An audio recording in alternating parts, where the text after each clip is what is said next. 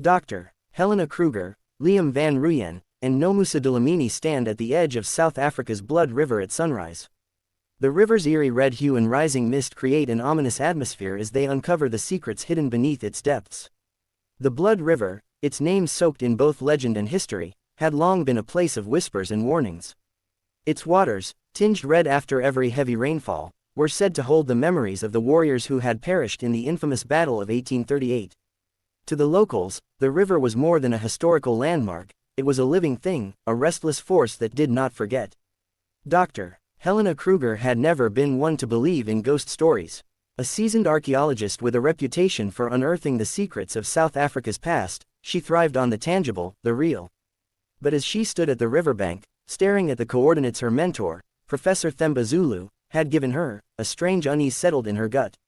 She wasn't alone. Her assistant, Liam van Ruyen, a skeptical historian with an eye for detail, stood beside her, tapping impatiently at his GPS. Their local guide, Nomusa Dlamini, kept a cautious distance, her dark eyes scanning the river as if expecting something to rise from its depths. "You're sure this is the place?" Liam asked, frowning at the map. Helena nodded. "This is it. If the records are right, the chamber should be beneath us." Nomusa exhaled sharply. "My father warned me about this place," she murmured. "The elders say the river does not like to be disturbed." Liam chuckled. "Rivers don't have feelings, Nomusa. But they do hide history." Nomusa didn't respond. Instead, she knelt and ran her fingers through the damp soil. "That doesn't mean the past won't fight back." Helena sighed, adjusting her backpack. Whether ghosts existed or not, she had work to do. She just didn't realize how much the river had been waiting for them. The door beneath the river. The morning sun did little to warm the chill in the air as they began their search. They worked methodically, using ground-penetrating radar to scan beneath the surface. Hours passed, and just as Liam was about to suggest breaking for lunch, the machine pinged. They had found something. Excitement flared through Helena as they dug, careful not to disturb whatever lay beneath. Soon, their efforts revealed a stone doorway, half buried in the riverbank. The carvings, though weathered, were unmistakable, Zulu warriors and Dutch settlers, frozen in battle. But there was something else, something that didn't belong in any history book. At the bottom of the carving, hidden beneath layers of sediment, were figures with glowing eyes, neither Zulu nor Voortrekker. Helena traced the outlines with a trembling hand. "This isn't just a burial site," she whispered. "This is something else." Liam frowned. "Something else like what?" Nomusa swallowed. "Like a warning. The team uncovers a hidden stone entrance near the Blood River, its carvings depicting warriors, and something far more ominous. The Chamber of Whispers. Clearing the entrance took the rest of the day. By sunset, they had exposed enough to step inside. The tunnel was narrow and cold, its walls lined with pictographs that told the story of the battle. But the further they ventured, the more the depictions changed. Instead of a victor, the murals showed warriors, Zulu and Voortrekker alike, being dragged into the river by shadowy figures. Their eyes glowed, their limbs twisted. They weren't human. "The guardians," Nomusa murmured, barely audible. "Spirits of the river. My people say they were once warriors, but they were cursed to protect the blood in the water." Liam shook his head. "Superstitions." But as his voice echoed down the tunnel, a low whisper answered. Helena stiffened. "Did you hear that?" Liam nodded slowly. "The wind." "There is no wind down here," Nomusa whispered. The whispering grew, rising into a chorus of voices, urgent and hungry. The walls trembled, dust cascading from the ceiling. And then, a deafening roar. The ground beneath them collapsed. They plummeted into darkness. Beneath the river, deep within the underground hall, the team discovers chilling murals showing shadowy spirits rising from the river to claim the fallen. Helena hit the ground hard, the impact knocking the breath from her lungs. Above, the tunnel had sealed itself, leaving them trapped in an underground cavern.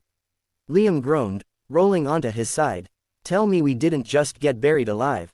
"We didn't get buried," Nomusa said, her voice shaking. "We got pulled." Helena's flashlight flickered as she scanned the chamber. It was unnatural, the walls smooth and polished, lined with symbols she didn't recognize. In the center stood a massive stone altar, stained dark with something that looked far too much like blood. And standing before it was a figure. It was tall, its body wrapped in tattered battle armor. Its eyes burned like fire. The Guardian. Helena's mouth went dry. "No one's been down here for centuries." The Guardian moved. Helena took a step back. We mean no harm. The air hummed, thick with unseen energy. The guardian raised a spear, its voice low and ancient. Underscore, blood calls to blood. You have awoken the debt. Underscore. Liam took a slow step forward. Debt? What debt? The guardian's gaze settled on him, and suddenly, Liam wasn't standing in the cavern anymore. He was on a battlefield. The river's memory. Liam finds himself trapped in a spectral memory of the battle, witnessing the river's true horror as supernatural forces claim the fallen.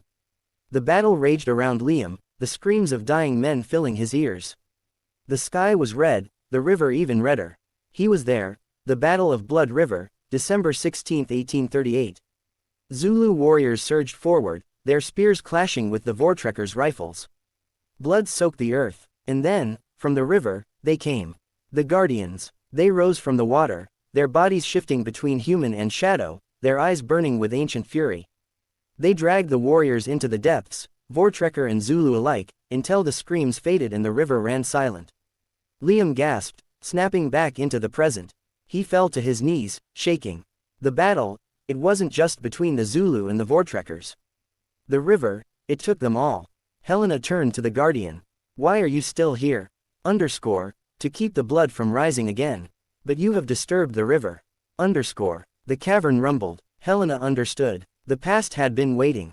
And it was waking up.